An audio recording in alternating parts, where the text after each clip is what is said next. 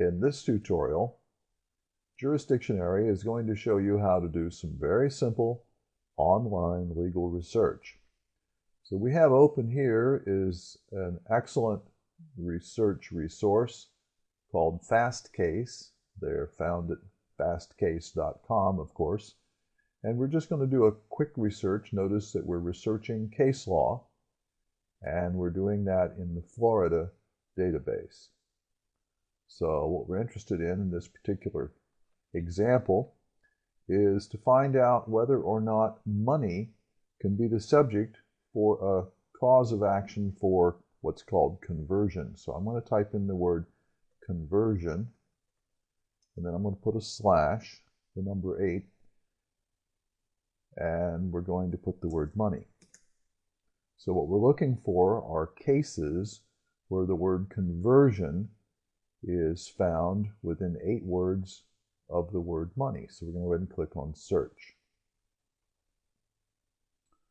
So right now, the FastCase engine is searching all its Florida database for cases that involve the word conversion that's found within 8 words of the word money. So here we have several cases. We'll scroll down and see that it found quite a number of cases. And if you wanted to be an expert on the issue of conversion and money, well, you'd read all those cases, but we're just going to read the first 2 to see if we can get a handle on this. And also notice that as we read these, we understand what the law is that controls the court. Remember, well, we want to control the judge. So we'll click on this Williams management case. And we're going to start reading down here a little bit. Notice that the words we're looking for are highlighted. This may not be true in other resources, but it certainly is true with FastCase, which is a good one. We recommend that one. And here it says, conversion is the name of an act of dominion wrongfully asserted over and inconsistent with another's possessory rights and personal property.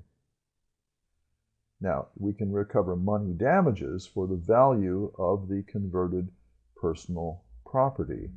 So we're going to scroll down here a little bit and see if we can find what we're really looking for. Can there be a case for conversion for the recovery of money itself? Oh, here we go.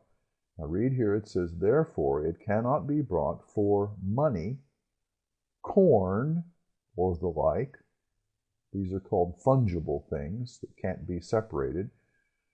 For that cannot be known from other money or corn, unless it be in a bag or a sack, for then it might be distinguishably marked. The act for conversion is not for a debt, and it can't be brought to get the damages for the theft of money in general. Therefore, the act of conversion cannot be brought for money, corn, or the like, that cannot be known from other money or corn, unless it be in a bag or sack. Well, now we could cite this case if we wanted to impress the judge. Let's say somebody sued us for conversion of money. But let's look at the next case and see what it says. Notice how easy and how quickly we found these cases. So we'll scroll down till we find these words highlighted. Now, here's something that we want to know.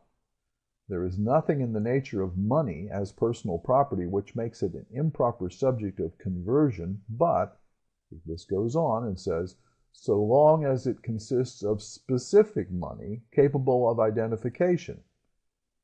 To be a proper subject of conversion, each coin or bill need not be earmarked, but there must be an obligation to keep intact or deliver the specific money in question, so that such money can be identified. Money is capable of identification where it is delivered at one time, by one act, and in one mass, or where the deposit is special and identical money is to be kept for the party making the deposit, or where the wrongful possession of such property is obtained. An example is where a specific sum of money is to be held in a constructive trust until the occurrence of a specified event. So the requirement that money be identified as a specific chattel does not permit as a subject of conversion an indebtedness which may be discharged by the payment of money in general. In other words, any money, any particular bills or coins would satisfy a debt, therefore that cannot be the subject of conversion. But if it is a particular sack of money, a particular kind of coins, a particular issues of particular bills, for example, that money is dealt with as an item of personal property, like a bicycle or a coffee mug or something that can be identified. But in general, you cannot bring an action for conversion of money unless you're talking about a specific amount of money. Now, when we go to court, we're not just going to tell the court you can't bring an action for conversion of money and then leave it at that. No, no, no. We're going to cite Williams Management Enterprises, Inc. versus Buonaro, and we're going to tell the court that's at 489 Southern 2nd, 160. We're also going to cite this Florida Desk, Inc. versus Mitchell International, and we may want to quote particular passages of those cases, like this right here. We might want to quote that exactly, put it in quotation marks, so the judge knows that we know what the appellate courts have to say about this. It's really that simple. Going to court today with the help of the internet is so much easier than it was just a few years ago when we did not have these online research systems and we had to go to a law library and try to find all this in books. And you can imagine how long it would take. And you see that we've done this in a matter of 2 or 3 minutes. So go to jurisdictionary.com to learn more about legal research, citations, memoranda, motions, pleadings, hearings, discovery, evidence, and so forth. Thanks for watching.